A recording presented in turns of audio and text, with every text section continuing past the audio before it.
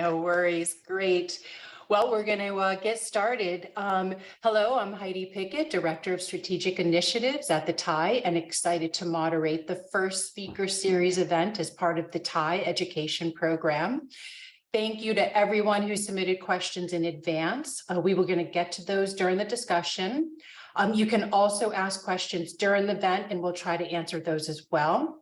But super excited to be hosting this fabulous panel. So let's kick this off. We have Tricia from Binance, Dan from Uptop Search, and Travis from Avalanche and Ava Labs. Maybe we just start with a quick round of introductions, a little bit of background, how you got into blockchain and crypto, and what do you do today? So Tricia, can I start with you? Of course. Thanks, everyone. Great to meet you and appreciate your time. So I'm Tricia Lin, and I'm currently the head of listings at Binance US, which is the US partner to Binance.com, which is the leading and largest cryptocurrency exchange globally. I've been in the cryptocurrency industry for 7 years full time. It makes me feel like I'm 60 years old. And prior to Binance US, I spent 3 years at Anchorage Digital, also leading their asset integration and token project business development. And then prior to that, I spent 15 years on the buy side as a tech analyst at several hedge funds, investing in cryptocurrencies and also selling data and fintech solutions. Looking forward to a great discussion. Great, welcome. Dan?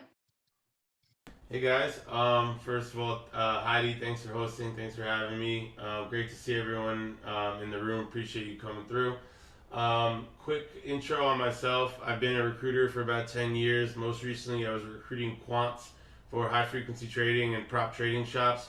One day, beginning of last year, just realized that these quants that I have are probably the same guys that all the crypto hedge funds are looking for. So left my job and started placing the quants in crypto funds through my company Uptop Search.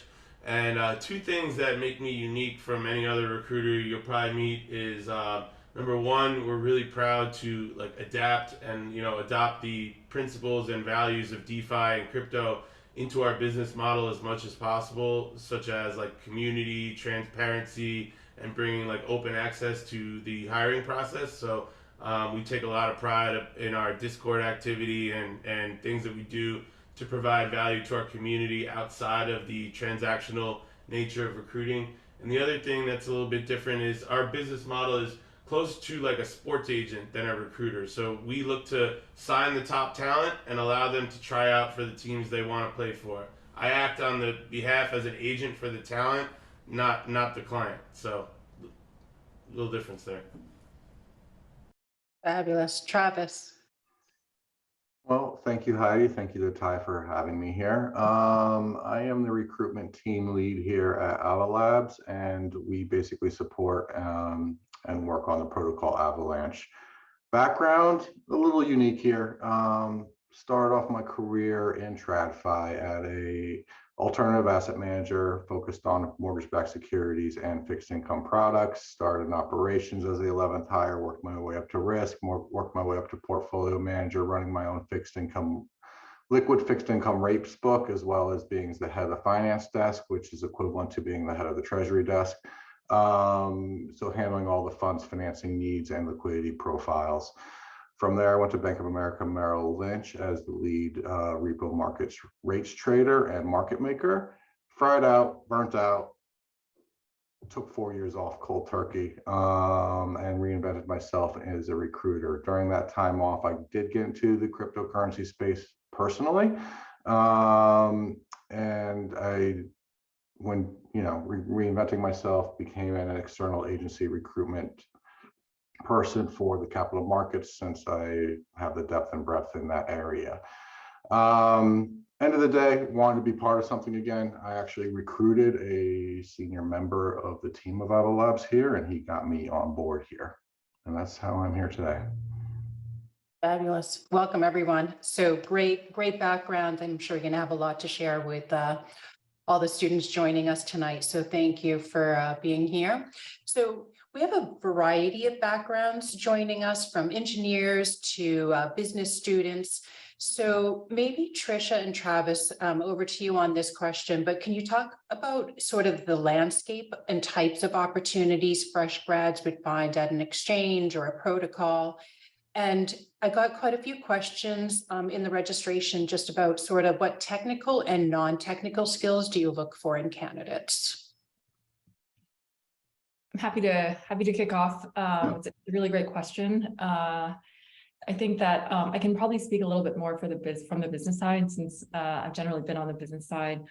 For those of you that are interested in joining crypto now, for someone who's been, full-time in the industry almost 8 years, I can't think of a better time to join the industry than now, because there are more opportunities for college grads and business professionals at all levels, and at all different types of levels, and also different types of positions out there. I would probably say, like 5 years ago, there weren't that many jobs on the business side out there. And so the way I would categorize them are a couple of different paths. If you're working on in crypto, a couple of different tracks I would encourage you guys to look at are: one, the investment track. There are a lot of very good venture capital and hedge funds out there, or algorithmic funds, that are hiring. Now, there's anything from a trader job to a research analyst job to a business development and sales job. And I think that a good way to think about it is sort of like, what kind of end customer do you want to serve, and what kind of work do you find the most fulfillment from? For me personally, I really enjoy talking to token projects, and that's kind of how I sort of organically ended up taking care of the listings team at Binance US. The way our team is broken down is we have 10 research analysts that are full-time protocol specialists, looking at and reviewing potential tokens for listing. So doing everything from analyzing tokenomics to writing research reports about governance structures and teams, to working with security auditors to verify the authenticity of the original smart code of the contracts. The other track that I think is very interesting, I think the two tracks that are emerging that I've seen in business, the business track sort of emerged in the last really year, is really the compliance track. There's a lot of jobs out there right now in compliance on-chain, with companies like TRM, QuantStamp for smart contract auditing.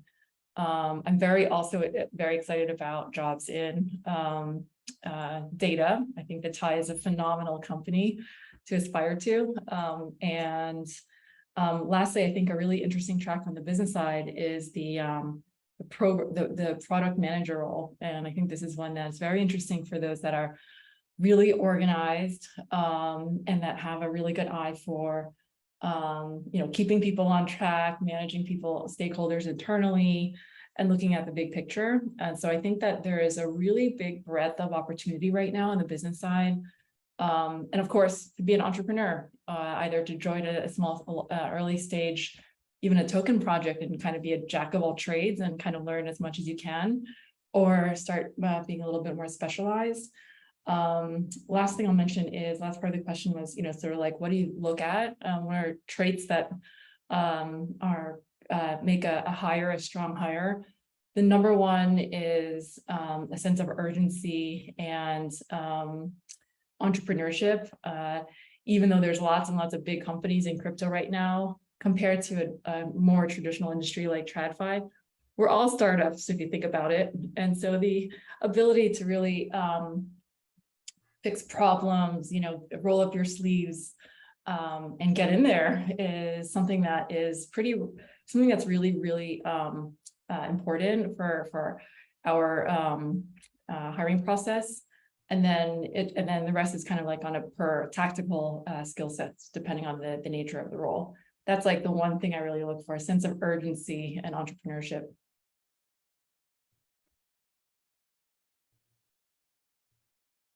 Travis, anything to add from that, from a protocol perspective? No, I mean, Tricia nailed a lot. It's a very unique industry in the sense that, you get a lot of intellectual horsepower from a lot of different industries coming together here in the crypto space. Um, and it's very unique in that regard. I will say there is a lot of intellectual prowess within our industry as a whole. As far as fresh grads, internships, you name it, on the protocol level, and I'm speaking specifically for Ava Labs, it comes down to we're more open to that side of the equation, unfortunately, for like the non-IT or non-engineering side. VC, we do have the Blizzard Fund here, definitely open to, you know, internships and fresh grads. Operations, marketing, legal, it's definitely more on that side of the equation than the engineering, because look, we've gone from 30 to 200 plus people in under 2 years, and you need to keep the engineering level at that level and the continual press level.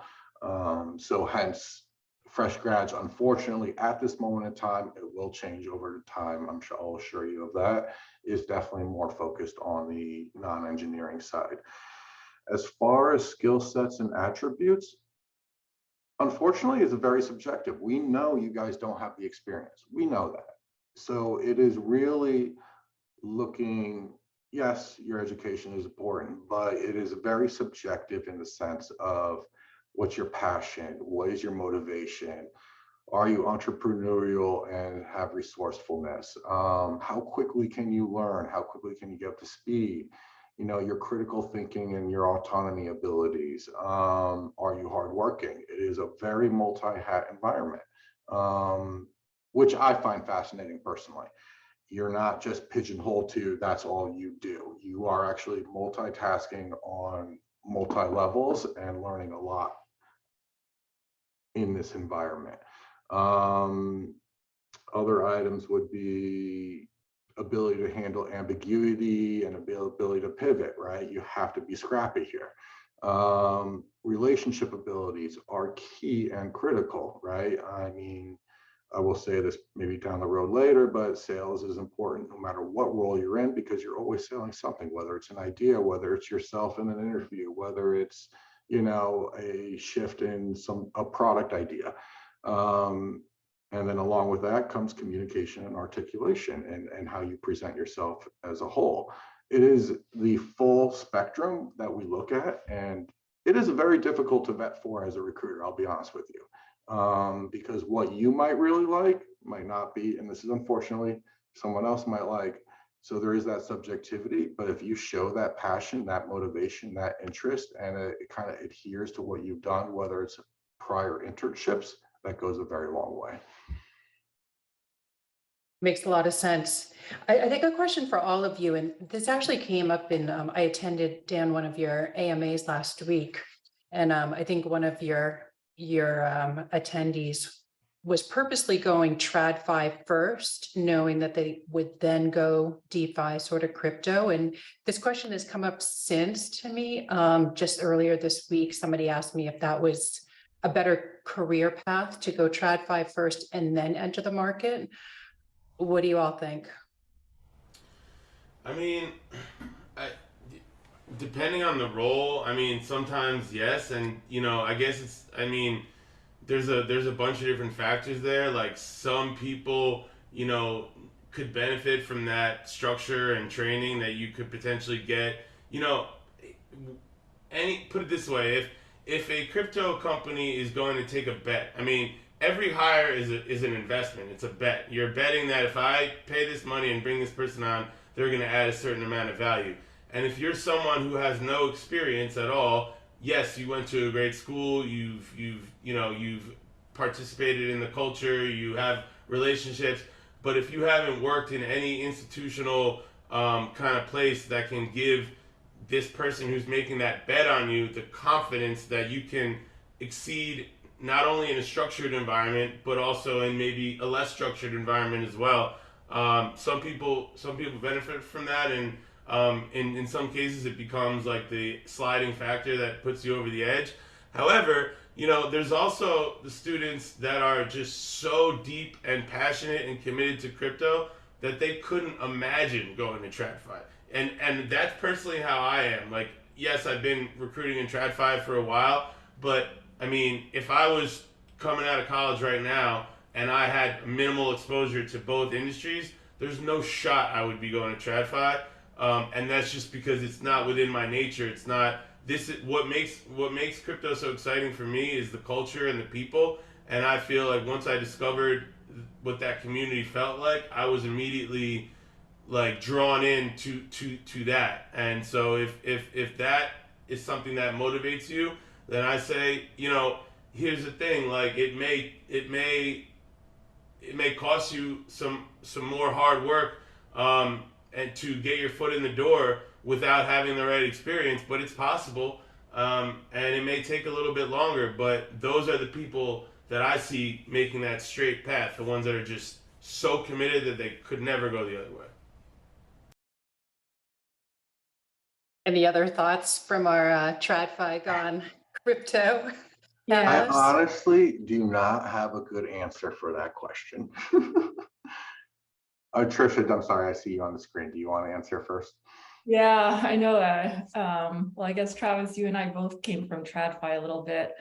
If I could just share one learning lesson is I wish I had gone into crypto about 3 years earlier than sticking with TradFi, just because I was just looking at things in the market. And so I think that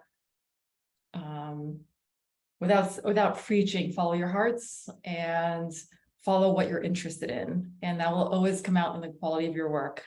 If you're looking at a job like as if that's a stepping stone, then it's not the job for you. And the fact that you guys are college grads means that you have a completely fresh start and a clean slate. You can really build your career from scratch and really pivot over and over again before you turn into an old fogey like me. But you really can pivot. And so I would say in your early career, and this is only from personal experience, is to follow what you really want to do and not what anyone's telling you to do, because that will you find the most interest and fulfillment in your career and what you're actually doing for so many hours per day, you know.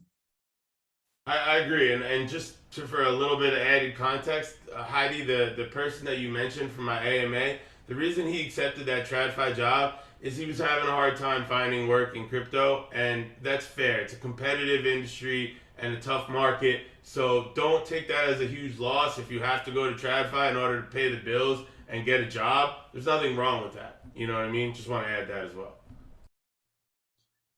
I will say Tricia brought up very good points there, is follow your passion, follow your interests, not just from TradFi to DeFi, but generally even into your networking. That's a very key component into your networking. Follow your heart and follow your passion and drive, and the rest should fall into place. Going back more specifically to TradFi, DeFi, there are time constraints too. You get into TradFi, guess what? Now you're going to be X amount of years to really know the nuances. I have talked to some heavy hitter TradFi folk that are excellent in DeFi. And I have spoken to non-TradFi folk that are excellent in DeFi too. My recommendation is if you really want to get into DeFi, get your hands dirty, take a certain amount of capital that you have full risk of loss on abilities, and you know what? Learn by doing. Good answers. Travis, you use the word networking. Networking is so critical. I think no matter what level position you're going for, whether it's your first out of college or going for the CEO, and in particular, I think in crypto blockchain, you need to network. But for people in college, like how do you even go about building a network? What are kind of the do's and don'ts? I'm sure you've seen it all, but how do you network properly? What's the best way to network? How do you build that network? And what do you avoid when you're doing that? All right, I got 2 points on this one, and I'll get right. I'll be quick. But 2 things I want to say about networking is, number one, what I've learned about this community is, or especially within this community, probably true elsewhere as well, real relationships are exponential growth. Okay, what I mean by that is, Like if you're in a sales role like I am, or a biz dev role like I am, my advice when it comes to networking is don't be overly looking for, transactions and looking to close deals. Don't, if you're going into a networking event, don't go around the room and try to get everyone's business card and take everyone's number and pitch everyone in the room. Don't do that. Meet one person at the event and make a real relationship there. Make friends with that person. Because if you leave that event, you'll see that person at the next one or the next one after that, and they'll introduce you to 2 or 3 of their friends. And that's how it becomes exponential. I remember when I first started hitting the conference scene, I was a fish out of water. I didn't know who to talk to, what to do. And it was a little bit painful in the beginning, and I felt like I wasn't doing it right. But then like 2 to 3 conferences later, I was like, okay, I'm building on the small little foundation I laid last event. So that's one thing about networking, exponential growth on real relationships. And the other thing is, how I've learned to think about these online communities is it's been helpful for me to literally think of them like physical establishments. Like how I can explain is like LinkedIn and Twitter are like 2 different clubs. You can't go into the one club wearing the same outfit that you wore at the other club. You might not fit in. And so there are like adjustments on the different platforms. And yeah, I actually, the same method applies to what I was just saying about in-person events. If you go into a Discord room, don't just like come in, enter the chat, shill your skill set, and hope someone like hires you or notices you and pays attention to you. No, enter the room. Hey guys, how's it going? Like as if you were literally entering a bar, and you're not going to go around and ask everyone for a drink. You're going to just meet one person and just kind of connect. So for me, again, it's been helpful to think of these virtual spaces as physical spaces and act accordingly, and that should help you, like, in the early stages of figuring out how to network in these crypto online communities. I love that. I love that advice. And I was going to ask you that question too, just like there's LinkedIn, Twitter, Discord, what other platforms should students be looking at, should be participating on? Were those the key ones? Discord, Telegram, LinkedIn, emails, that old tried and true method. Yeah, I think those are the main ones that communities aggregate. Signal. Twitter's got to be in there. Twitter's got to be. Twitter's Yes, in there. Twitter. Yeah, Twitter's definitely in there. Yeah. And I will say, again, going back to the passion and interest, it's up to you to follow that road. I will say, people are a lot more friendly than you give them credit for. You know what? Introducing yourself, people aren't going to shove you to the side. You know what? Reaching out in a polite manner, as long as it's cordial and polite, people aren't going to shove you to the side. Networking is very broad, from not only these media channels, but also clubs and organizations, professors, right? Ava Labs is a very academic heavy firm, right? So maybe a professor knows someone here as well, doing an introduction. Family and friends is a network. Going into LinkedIn, as we discussed earlier, or Twitter, as we discussed earlier, going to the hackathons or hacker houses and just introducing yourself and saying hello goes a far way. Networking is a very broad term. It's just you following your heart. I couldn't agree more, and it's the most friendly, accepting, inclusive group of people I've ever been around, like, no question.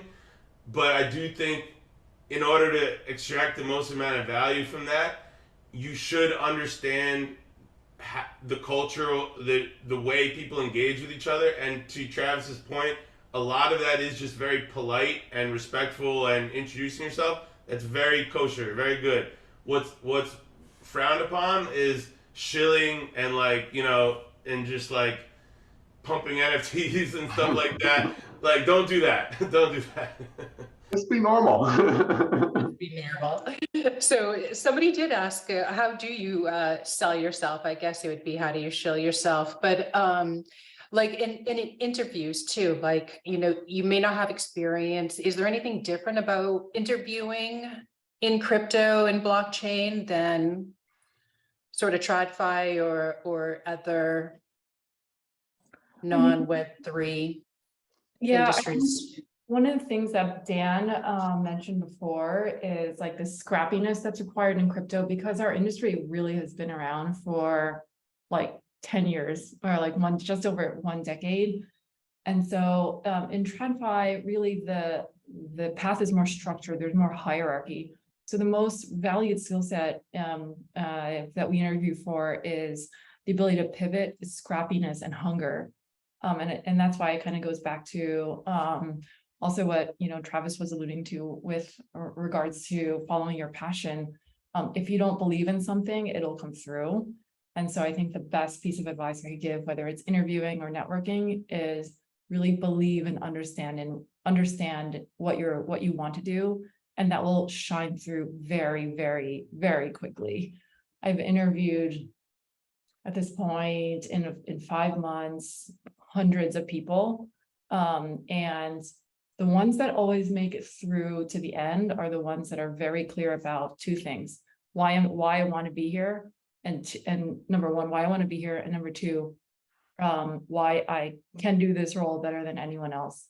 So I would even recommend looking at the exact job description, taking a look at every single bullet point and match your skill sets to every single bullet point and like bring that to the table in the interviews. But the one thing that I think about crypto that is most exciting, you can reinvent, because the industry is so new, you can reinvent yourself multiple times. In 7 years, I've been an investor, a salesperson, an entrepreneur, head of listings at a US exchange, and head of listings at a custodian and bank. So this is a space where you can really invent yourself. So you have a lot of creativity and flexibility to build your next step, or your first step, or next step. Yeah, How do you even get your resume to the top of the heap to make sure you even get the interview?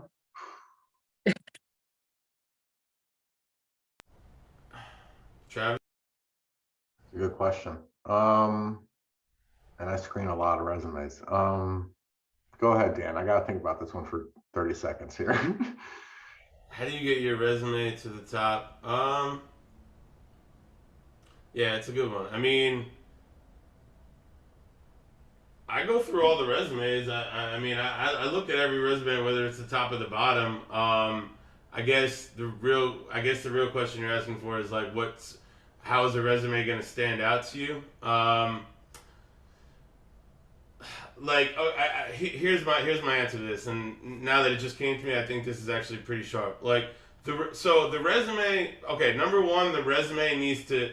The way I talk to people about resumes is it should tell a story, right? The resume is your chance to control the narrative about how whoever's looking at this resume, their first impression of you. It's your chance to tell the story. So it should be short, concise, and get right to the point of what you wanna what you wanna get across. So if you're a generalist and you've done a bunch of different things and you've gone a lot of different directions, you may want to think about how to reformat that to tell a concise story where you've built on your previous experience, right? So what turns me off on a resume is if I do a quick glance of it and I can't figure out the essence of this person, the strength of this person, the interest of this person, and what direction it's going. When I open your resume and I'm already thinking of the job in my head that you're applying for, when I open your resume, I should be able to think, okay, I see the connection here. I see how this next step, I see how if we add what I have to offer onto this resume, it continues the story. So I don't know if that directly answers your question, but that's really my main thoughts on resumes. Tell a story. Yeah, you nailed a lot of it, Dan, I think. And for your guys' level, keep it to 1 page. There's no need to have multi-pages at your level. I would say how it stands on top for me. What internship, what role you're applying to, and do you have applicable internships? Do you have some sort of knowledge base already for that role you're applying to? If yes, it's going up the stack. How you present it and articulate it, yes. In the crypto space, if you had a side hustle or a club organization or anything associated for crypto, have that on as well. Basically anything associated towards the role that you have done. If it is, you know what, you're an engineer and you're going for a marketing role, you're not going to make it to the top of the list. Let's be honest. And that's just a function of tit for tat. We have to keep it structured and we have to keep it who fits the role. So think about it in those terms. If you were to look at this resume, does it fit the role? Yeah. And just submitting your resume alone is probably not enough. You have to network as well. Is that the case? 5,000%. Yeah. Yeah. It's interesting. It's like, the candidates that are the folks that you meet in person, you always remember them, and that distinguishes them from a piece of paper. So in my view, the resume should be flawless. It should clearly state what you worked on in college, what you're excited about, and you know, have some kind of a focus and direction. But if you can make a personal connection with someone in the digital world or in the real world, that will like bump you to the top of the line or like way up, rather than, you know, submitting your resume 100 times. I would say it is worth going to a conference. The value of going to a conference and making personal connections versus clicking and submitting a resume 100 times is far skewed in the former. And let me add to that, I guess, to like tie it in together. I don't know that I don't think that you know, it's obviously you can definitely submit your resume if you have a good resume, get selected and get hired without doing additional outreach on top of that. But the connective thing there is that you won't have an impressive resume unless you've done the networking that allows you to build that resume, right? Like if you have nothing else on your resume, if you're just a college student, you have, let's just say you're a freshman and you want to get your first internship and you're thinking, what can I put on my resume? Like Tricia said, go to a conference, put that on your resume. Say I went to, you know, and it'll at least show the reader, okay, like he's young, or he or she is young, they just getting started, but that's a great first step. Put that on your resume, and that's how networking builds your profile. Awesome.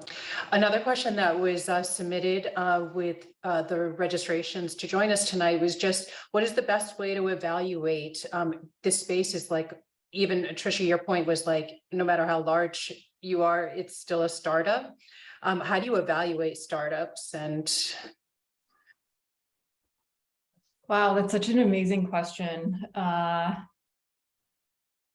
After being both a VC investor and on the hedge fund side, and now on the infrastructure side and exchange, candidly, and this might be controversial, but I think the best way to evaluate a company that you're working for is look at the founders and look at the founding team is number one. Look at the investors and look at what the team has been able to execute. I would probably say those are like the three most important things as a startup. Of course, if it's a little bit more established, like a 5 or 6 year old cryptocurrency company, might look at to see if they have any regulatory issues, any major bad press. You can really easily go to Google and search for the name of the company and click on the news tab. That is like a really good source of information. But yeah, do your due diligence. And the beauty of the internet is that you can really find information really quickly. But there's I think that in crypto, there's a lot of folks that have a lot of very good ideas, but can't execute. So I think that if your founders and the backers of the company are strong and have a strong history of execution, that is the number one thing I would probably say looking for a company. Yeah, I couldn't agree more. I mean, that's spot on. Investors and the founders, now, if you're a young person in the beginning of your career, it may be hard for you to evaluate the founders if you haven't seen a whole bunch of them to compare against. So in that point, I would trust the cap table a little bit, for sure. But at the end of the day, like you said, everything in crypto right now is a risk. Like working at Coinbase is a risk, working at BlockFi is a risk, working at a 3-person startup that just got funding is a risk as well. and you have to be okay with that here. And you should also have the mindset that how I tell my candidates to think about it is, think about it like this. Obviously, do everything Tricia just said to evaluate the risk, but then once you also keep in mind, in a worst case scenario, if you accept this role, the company blows up, it goes down. How has this built up your profile and your skill set for the future of your career? So there could be a circumstance where you make a bad bet, you land in a job, and it doesn't turn out to be the one. But has that helped you in your next step, or has that harmed you? That's to be considered as well. Totally agreed. I'll just add one statement. It's you're building your story and you're writing the first chapter of your story. Now, if you choose 5 startups that end up blowing up, you'll have to explain that story. And so I would actually encourage you to actually even be more selective for your first role. Interview the company as much as they're interviewing you. Well said there. I couldn't agree more. Do the due diligence. And then what you just said, Tricia, is interview the company. Interviews is not just for us to learn about you, it is for you to learn about us. And actually asking very relevant, inquisitive questions perversely behoove you as well, because it shows the intellect and the thought process behind you. Don't grill them, but that's also an opportunity for you to learn about them as well. I think one of the hardest things is to figure out the culture of the company and if that's a good fit for you. Any tips in terms of like, what are the questions you should ask? What's the research you should be doing? I would actually ask your interviewers directly what the culture is. If you can get the interview, they will be the first and foremost best source of information. Otherwise, in crypto, like there's some companies that invest on really building their public persona on, like the best places to work. Some do, some don't. The space is too early to have like a perfect rubric for all the best places to work. So the best thing that you can do is network, ping somebody on LinkedIn that works there, ask them if they can spare 15 minutes of their time. And I get asked almost every interview that I conduct, what's the culture like at Finance US? And that's a really great question. Or you can just come to my Discord. I got 4,000 people that are happy to fill you in on all different companies' cultures, and we can definitely provide. But that is, I hate not to shill myself too hard, but that is what we do. Like, we understand that as a candidate out here in this market, there's a lot of questions, and you need a lot of help and guidance. And I really do try to cultivate a community that provides that level of guidance and insight to people who are seeking it. So it's a great place to get information. Awesome. Last chance to ask any questions, but what's sort of the for each of the panelists, best piece of advice you've ever received or ever given to a college student who's about to launch their career, whether it's in an internship or full-time? I know we heard follow your passion, so we'll need something more, but. All right, I got a good one. This is by far the best piece of advice that I was given. I was working at UBS in 2018, and I was struggling to like fit in with the culture over there. It just felt unnatural. I didn't feel connected to the people. However, I did connect with one guy who became a mentor to me and a really good friend to this day. He's the executive director of like all recruiting in the U.S. For UBS, and he told me something that was very lost on me in the moment, but I realize now what a powerful piece of advice this is, which is understand your own personal brand and build a personal brand for yourself, and that's gonna stay with you your whole career and everywhere you go. Like,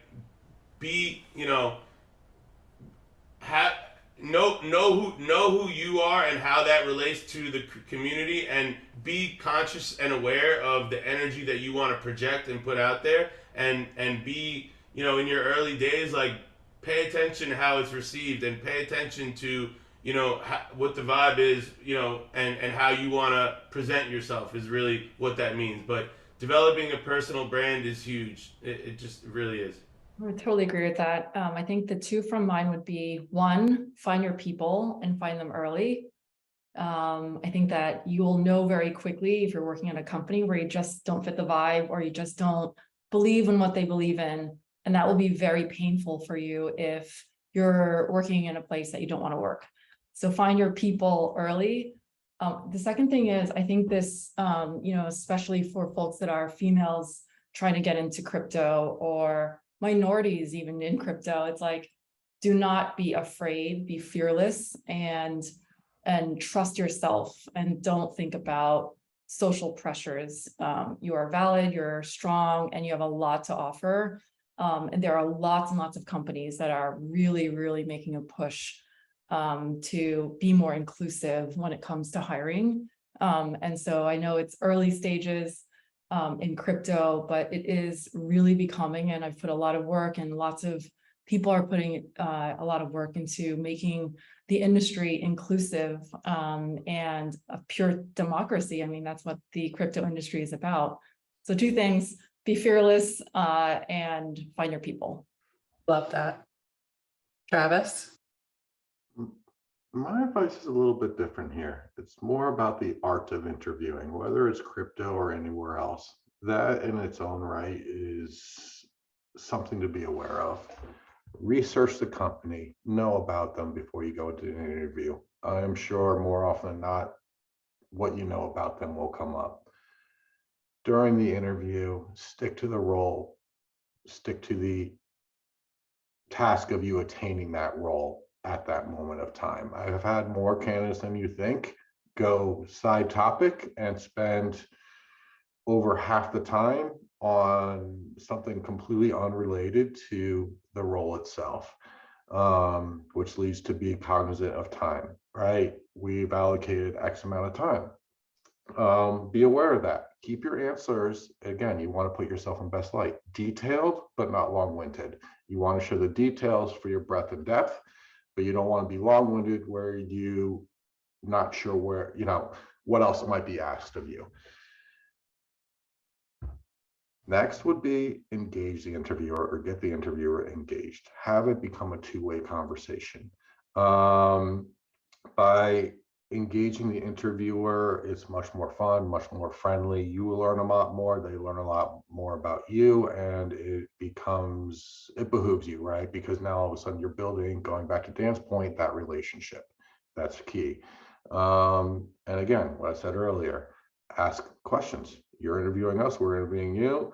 Actually, very thoughtful questions say a lot about you. So think about the interview and stick to the interview, whether here or anywhere else. Awesome. Great advice. Great discussion. So many takeaways. Unfortunately, we are out of time, but let me thank Dan, Travis, Tricia. Thank you so much for being part of this amazing panel. Thank you everyone for joining into the webinar, for all the thoughtful questions in advance.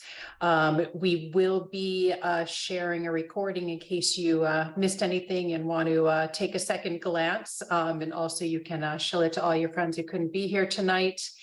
And stay tuned. We'll be announcing our next webinar series coming out of the Thai education program soon. And we hope that you'll be joining us then.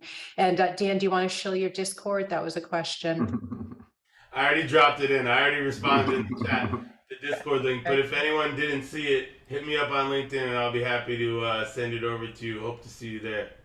Awesome. Tricia, Travis, I should give you the opportunity to show something as well. Same here. Feel free to connect on LinkedIn. It's Tricia Lin. Awesome. Discord, it's all the same, Tricia Lin, but really looking forward to speaking to some of you guys and excited for your careers in crypto. This space is really, really exciting place to start your career. If I was graduating from college, I would do the exact same thing. So I'm excited for all your careers and following your journeys. Awesome. Agree here as well. You guys will learn a lot in a short amount of time if you join the crypto space, given the multi-hat nature and the intellectual prowess and powerhouse that is associated. Perfect. Perfect way to end. Thank you so much. Until next time.